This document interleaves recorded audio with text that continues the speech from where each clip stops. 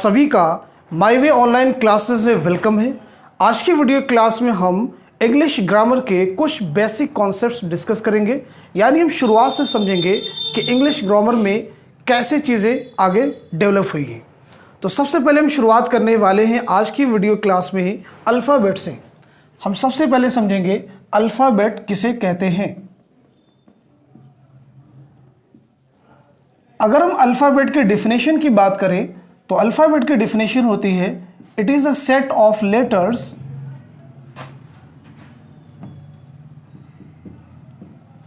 Arranged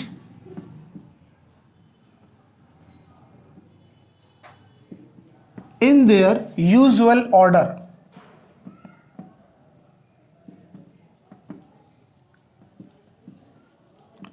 तो ये तो बात होगी अल्फ़ाबेट के डेफिनेशन की, यानी इंग्लिश लैंग्वेज में अल्फ़ाबेट किसे कहते हैं। तो ये एक सेट होता है ऑर्डर करने का, उसे हम अल्फ़ाबेट कह देते हैं। कॉम्पिटिटिव एग्ज़ाम के पॉइंट ऑफ व्यू से यहाँ पे इंपॉर्टेंट चीज़ ये है कि जब हम बात करते हैं अल्फ़ाबेट की तो अल्फ़ाबेट की मीनिंग होती है वर्णमाला, हिंदी में कहते हैं इसे वर्णमाला।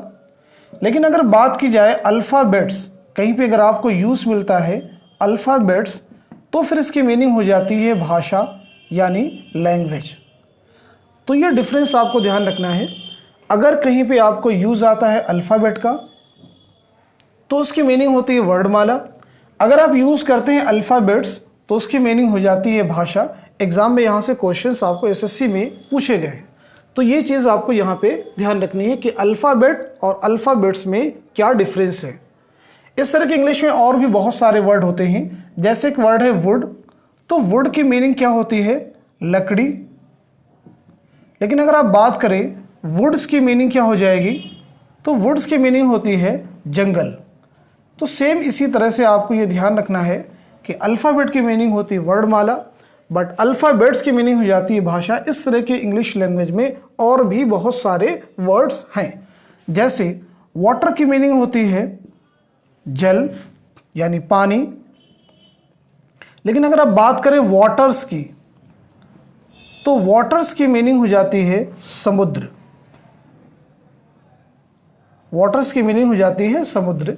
तो यहां से एग्जाम में क्वेश्चंस फॉर्म किए जा सकते हैं, इसलिए आपको अल्फ़ाबेट इंग्लिश में समझना और जानना ज़रूरी हो जाता है।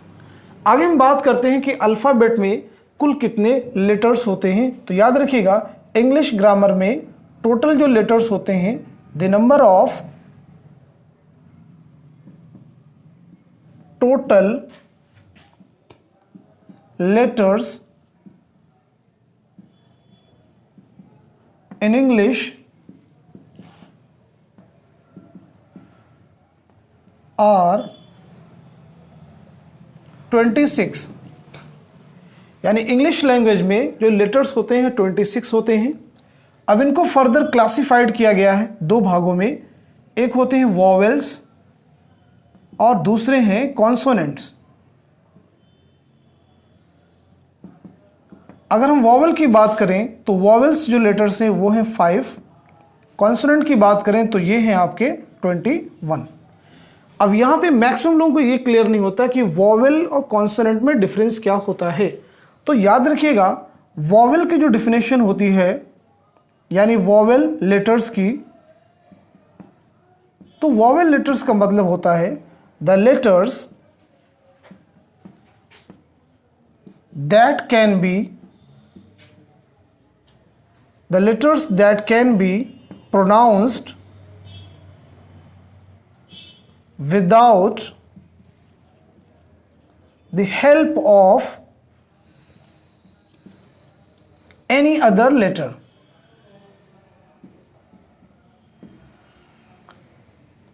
समझिएगा इंपॉर्टेंट चीज यहां पे है, आपको तो नंबर पता होता है लेकिन वॉवेल और कॉन्सोनेंट की डिफिनेशन मैक्सिमम टाइम क्लियर नहीं होती है। वॉवेल लेटर्स का मतलब होता है the letters that can be pronounce, यानी वे अक्षर जिनका उच्चारण आप कर सकते हैं किसी दूसरे लेटर की सहायता के बगैर। सेम अगर हम बात करें अब कॉन्सोनेंट किसे कहते हैं, तो याद रखिएगा कॉन्सोनेंट लेटर्स वे होते हैं, यानी the letters that cannot be pronounced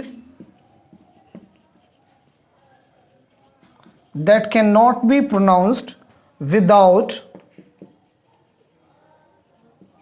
the help of vowel letters। Important point यही आपको ध्यान रखना है कि कॉन्सोनेंट लेटर्स वे होते हैं जिन्हें आप वॉवेल लेटर्स के बगैर प्रोनाउंस नहीं कर सकते हैं। तो दो तीन चीज़ें हमने यहाँ पे आपको मेनली डिस्कस की है कि अल्फ़ाबेट किसे कहते हैं, अल्फ़ाबेट और अल्फ़ाबेट्स में क्या डिफरेंस है। उसके बाद में इंग्लिश लैंग्वेज में टोटल लेटर्स होते हैं 26, फिर वॉवेल कितने होते हैं 5, कॉन्सोनेंट कितने होते हैं 21। फिर हमने समझा कि वॉवेल लेटर्स और कॉन्सोनेंट लेटर्स में क्या डिफरेंस है। इसके आगे हम समझते हैं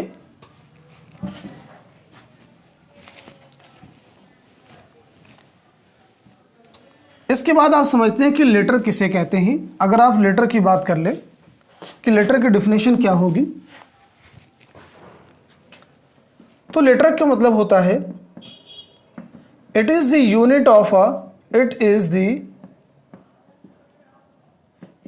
ऑफ अ लैंग्वेज। ये किसी भी भाषा की मूलभूत इकाई होती है, उसे आप लेटर कहते हैं। इसके आगे हम बढ़ते हैं तो समझते हैं कि वर्ड किसे कहते हैं। तो वर्ड का मतलब होता है it is the meaningful group of letters. It is the meaningful group of letters. अब यहां पे थोड़ा सा समझने की कोशिश करेंगे कि वर्ड क्या सिर्फ ग्रुप ऑफ लेटर्स को कहते हैं या इसके अलावा और क्या चीज़ इसमें इंपॉर्टेंट है। तो यहाँ पे हमने एक चीज़ मेंशन की है, ये ग्रुप जो लेटर्स का होना चाहिए मीनिंगफुल होना चाहिए, यानी उसके अर्थ निकलते हो मीनिंग वाले हों। अब देखिए कुछ वर्ड मैं यहाँ पे लिखता हूँ। एक वर्ड हमने यहाँ पे लिखा इरेडिकेट, दूसरा वर्ड यहाँ पे हमने लिखा ग्लैड, थर्ड वर्ड हमने यहाँ पे लिख दिया इमेंसिपेट।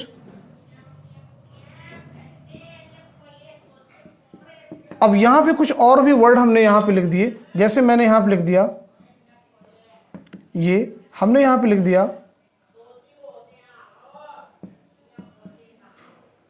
ठीक, हमने यहाँ पे एक और लिख दिया।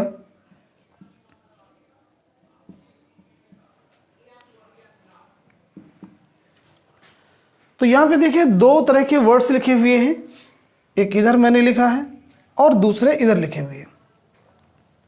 दोनों वर्ड्स में अगर आप ध्यान से देखें डिफरेंस की अगर बात करें तो ये सारे वर्ड जो हैं ये भी ग्रुप ऑफ लेटर्स हैं और ये भी ग्रुप ऑफ लेटर्स हैं, लेकिन जो डिफरेंस है ये आपके मीनिंगफुल हैं और ये मीनिंगफुल नहीं है।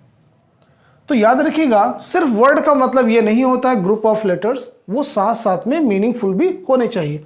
इन वर्ड्स की मीनिंग देख लीजिएगा। इरेडिकेट की मीनिंग होती है किसी चीज़ को जड़ से उखाड़ देना, समाप्त कर देना, इसका सिनोनिम हो जाएगा अपरूट। ग्लैड की मीनिंग होती है प्रसन्न, खुश, इसका सिनोनिम हो जाएगा हैप्पी। इमेंसिपेट की मीनिंग होती है आज़ाद करना, स्वतंत्र करना, तो इसका हो जाएगा लिबरेट। आज के वीडियो क्लास में हमने अल्फ़ाबेट को समझा, लेटर को समझा, वर्ड को समझा और साथ ही साथ में कॉन्सोनेंट और वॉवेल के डिफिनेशन में क्या होती है और उनके बीच में डिफरेंस क्या होता है। आज इतना ही रखते हैं। Thank you so much for watching this video.